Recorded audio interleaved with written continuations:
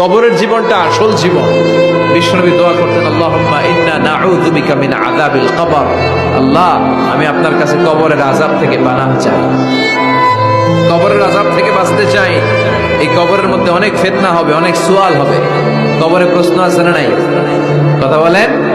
প্রথম প্রশ্ন জিজ্ঞেস করা হবে, মার রব্বুক, তোমার রব কে? বলেন, আমাদের রব কে? ওয়া মা দীনুক, তোমার ধর্ম কি? বিষ্ণুবীর চেহারা দেখিয়ে বলা হবে, তাআরিফু মান হাযার রাজুল, এই লোকটারে চিনো? আমরা কি বলবো?